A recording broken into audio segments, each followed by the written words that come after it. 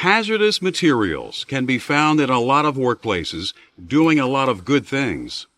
They heat our facilities, help us to maintain our tools and equipment, and play major roles in many manufacturing and industrial processes.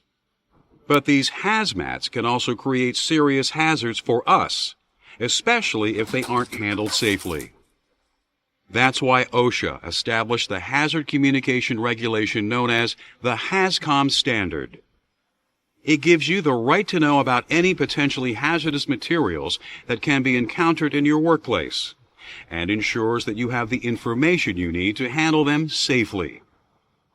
In this program, we'll discuss the requirements of the HazCom standard, the hazards that are associated with different types of hazmats, and what you can do to avoid those hazards.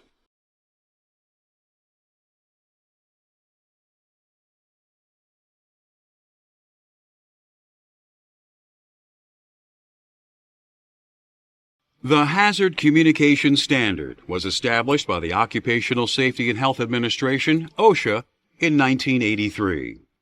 Also known as the HazCom Standard, this regulation gives employees a legal right to know about any hazardous materials that they could encounter in their workplace. It also requires employers and hazmat suppliers to provide the people who handle hazardous chemicals with complete information on how to work with them safely. To do this, the standard established three main sources of hazmat information: safety data sheets, hazmat container labels, and a company's written hazard communication program. Safety data sheets, SDSs, are provided by hazmat suppliers for each of the hazardous materials they produce. A safety data sheet tells you the material's names, the company that manufactured it, the hazards that are associated with it, and the precautions you should take when handling it. It also discusses the first aid that should be given to someone who has been exposed to the material, and how to respond to a spill. Your facility keeps its SDSs in a central location so you can refer to them whenever you need information on the hazmats you work with. Both the information on SDSs and how it is presented are standardized according to the UN's Globally Harmonized System of Classification and Labeling of Chemicals, or GHS.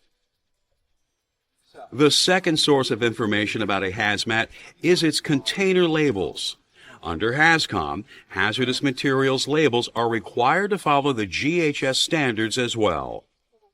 However, a company's in-house hazmat labels do not have to follow the GHS format, but they do have to display all the information that the system requires. The third source of information about hazardous chemicals is a company's written hazard communication program. This document is a blueprint for how a facility complies with OSHA's hazard communication standard.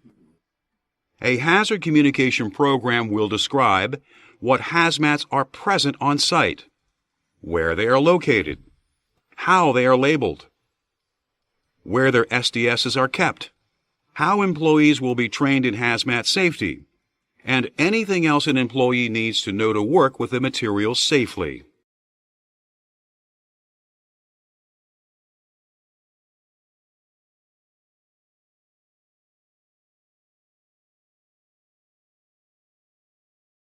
In spite of all the precautions that we take to handle hazardous materials safely, accidents can still happen. And a hazmat spill or unplanned release could result in people being exposed to a very dangerous substance. To understand how this could affect you, it helps to know a little more about how exposure works. For example, any health effects that result from a hazmat spill or leak will depend largely on the dose and duration of the exposure. Dose is the amount of the substance you are exposed to. As a rule of thumb, the larger the dose, the more serious your reaction will be. Duration is the period of time that you're exposed to the substance. In most cases, a short-term exposure will cause no serious health problems, though some materials can cause sudden or acute effects, such as a rash or a burn. On the other hand, long-term exposure to a hazardous material is likely to also cause long-term health effects. So how can we prevent exposure to hazardous materials? First, it's important to understand how a substance can get into your body. These are called routes of entry, and there are 3 of them: skin contact, inhalation, and ingestion. While all materials can be absorbed through skin contact to some extent, liquids are absorbed most easily. Inhalation occurs when you breathe in hazardous dusts, mists, fumes, vapors, or gases. And ingestion occurs when you swallow a substance. While ingestion may seem unlikely to happen by mistake, remember, you could accidentally transfer a hazardous material that is on your hands, arms, or face to your mouth. And you could eat food that has been contaminated as well. If you are exposed to a hazmat, there are procedures you can follow to reduce its severity and possibly prevent injury. If the material gets onto your skin or into your eyes, it should be flushed with running water for at least 15 minutes. Many facilities are equipped with safety showers and eye wash stations for this purpose. Make sure you know where they are located in your workplace and how to use them. If you begin to cough or have difficulty breathing while working with a hazmat, get away from the material and into fresh air immediately. If you should swallow a hazmat, it's important to consult the material's SDS before taking any action. Doing the wrong thing, even with the best of intentions, could make the situation much worse. In general, you should always check a hazmat's SDS before you start to work with it to determine what the material's hazards are, how you should respond to an exposure, and whether emergency medical assistance will be required if you are exposed.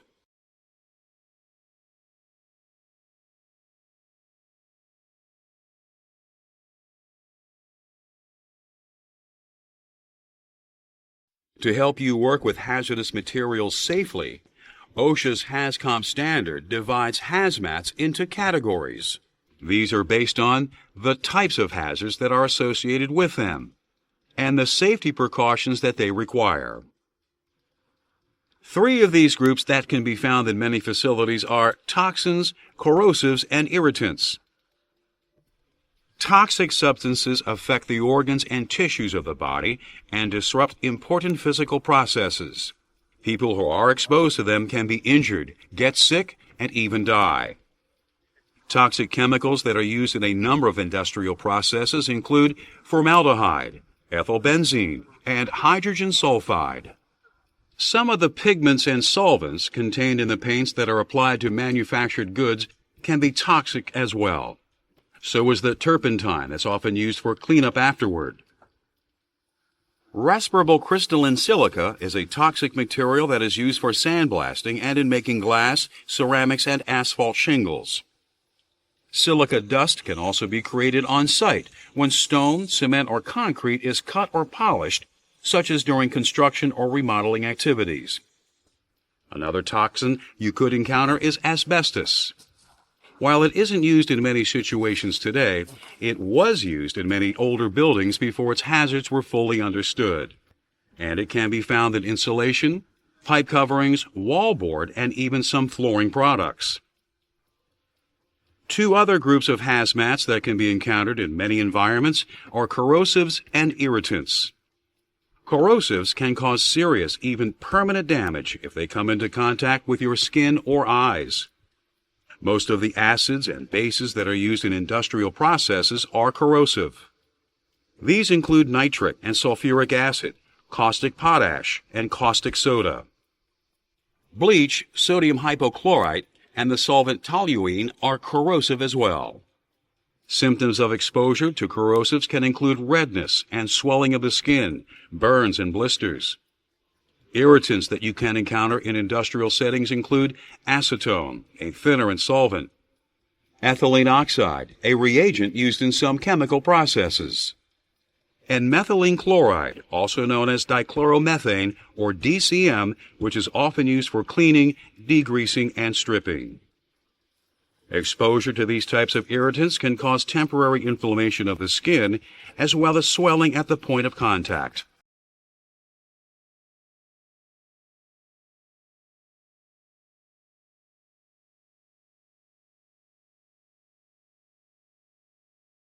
Some substances can be especially hazardous because the first symptoms of exposure might not appear until long after the exposure occurs. And by that time, the damage has already been done. Carcinogens and radioactive materials both fall into that category. Carcinogens are substances that are known or thought to cause cancer. Industrial carcinogens include ethylene oxide, a chemical reagent, and methylene chloride, also known as dichloromethane or DCM. These are also irritants which can sometimes provide an early warning of exposure. Used in sandblasting and the manufacture of certain masonry products, respirable crystalline silica is another common industrial carcinogen. This hazardous silica dust can also be created on site by cutting, grinding, or polishing materials such as stone, cement, or concrete during manufacturing operations or when construction or remodeling activities are taking place. The asbestos that was used in the construction of many older buildings is a carcinogen as well. Radioactive materials emit rays and particles that can damage the cells and tissues of living things, which can often result in cancer. These substances may seem exotic, but they are used in some industrial settings. For example, industrial radiography is a process that uses X-rays and gamma rays to locate flaws in some manufactured materials. And iridium-192 and cobalt-60 are two radioactive substances that are often used to generate these rays. While the presence of radioactive materials is unusual in most facilities, if they do exist where you work, OSHA's HazCom standard requires your company's hazard communication program to provide you with complete information on how to handle them safely.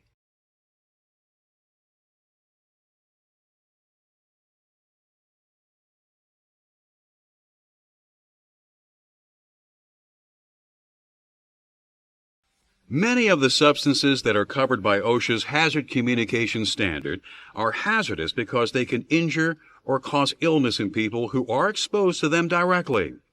But with flammables and combustibles, the danger chiefly lies in their potential secondary effects, fires and explosions.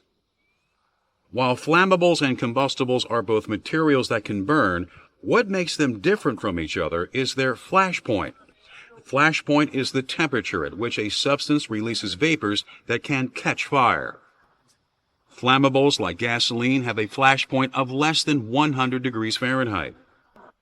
Combustibles such as kerosene have a flash point between 100 and 200 degrees Fahrenheit. In general, combustibles are safer than flammables because they normally have to be heated up before they can burn. Industrial chemicals such as formaldehyde, ethylene oxide, ethylbenzene, and hydrogen sulfide are all flammable. So are solvents such as toluene and turpentine, and gases such as hydrogen, propane, and acetylene. Combustibles such as fuel oil, grease, and other petroleum products can often be encountered in general industry as well. And many paints, adhesives, waxes, and polishes can contain combustible ingredients too. Flammable gases such as hydrogen, propane, and acetylene come with their own unique sets of hazards. They are easily ignited under normal conditions and can cause explosions. And even if they don't catch fire, like many gases, they can drive oxygen out of confined spaces. When discussing fire and explosion hazards, it's also important to mention oxidizers. Unlike flammables and combustibles, substances that are oxidizers don't really burn. What they do is make it easier for other things to burn. Common industrial oxidizers include nitric acid, perchloric acid, and hydrogen peroxide. These types of oxidizers will make fires burn more intensely and can even cause some materials to catch fire spontaneously.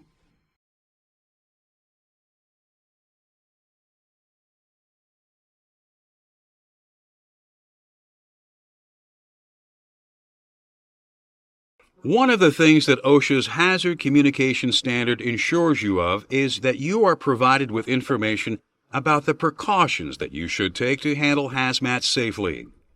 In many cases, these precautions will involve wearing some type of personal protective equipment, PPE, as well as making sure that any hazardous materials in your facility are stored properly.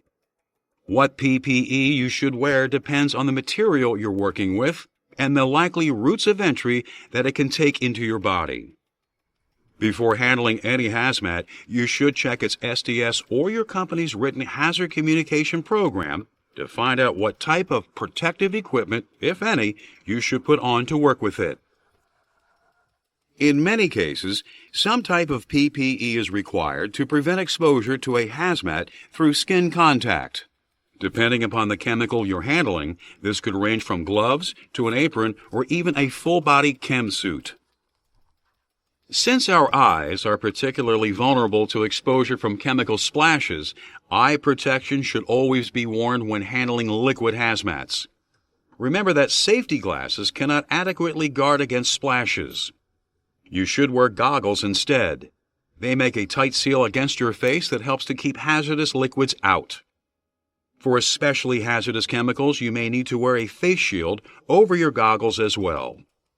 When you're working with hazardous gases and other hazmats that give off fumes, vapors, or dusts, the primary route of entry will be inhalation, that is, breathing the material into your lungs. In these cases, you should wear a respirator. There are several types you can use, and different cartridges that can be used with some of them as well. Again, check the chemical's SDS to find the right respirator for the job you are doing. How a hazmat is stored is also very important. Pay attention to the conditions in the storage area itself, because if they are not set up for the chemical you're using, it can lead to spills, exposure, and possibly much worse. Some materials, such as flammables or combustibles, are sensitive to temperature, so if they are stored where it is hot, they could catch fire or even explode. Flammables or combustibles should also be stored separately from oxidizers, which can make it easier for these materials to ignite and make fires burn more intensely. Compressed gas cylinders and materials that can emit hazardous vapors or fumes should be stored in areas that are well ventilated, as well as away from excessive heat, which can cause the cylinders to pop their valves or even burst. Some hazmats can even react with water. Others are sensitive to light, still others to shock.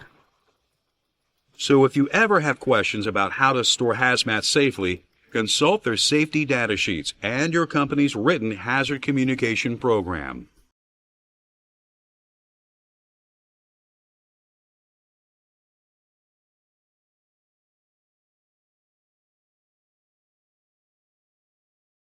When you're handling hazardous materials, using the appropriate PPE and following safe work practices can go a long way in preventing problems. But if things do go wrong, it's important to be prepared for them. If your facility handles hazmats, OSHA's HazCom standard ensures that you will receive training on what to do in case a spill or leak does occur. First and foremost, you should report any signs of an incident to your company's security department or crisis management team. They will make sure that emergency response personnel are notified. The area around the spill is evacuated if necessary. And anyone who has been exposed to the substance or otherwise injured is given first aid. Different materials can require different types of emergency procedures and precautions. So it's very important to identify what material has been released as soon as possible. It's also important to contain the spill and minimize contamination of the area. This could involve placing absorbent socks or flexible barriers of urethane or PVC around the spill. Hazmats should always be prevented from escaping into storm drains or sewers. This can result in the material not only contaminating the surrounding area, but being carried into the local watershed as well. Once a spill has been contained, the material will usually be soaked up using sorbents and blankets that help neutralize it. But some substances can require special cleanup precautions. For example, to prevent a fire, only non-sparking tools should be used when cleaning up substances that are flammable. And arrangements have to be made to dispose of any cleanup residue properly.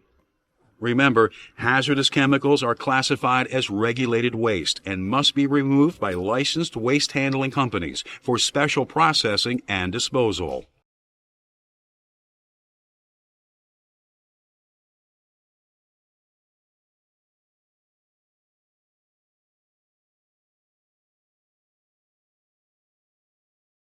Working with hazardous materials can pose serious challenges, but your company's hazard communication program gives you the information you need to handle hazmat safely.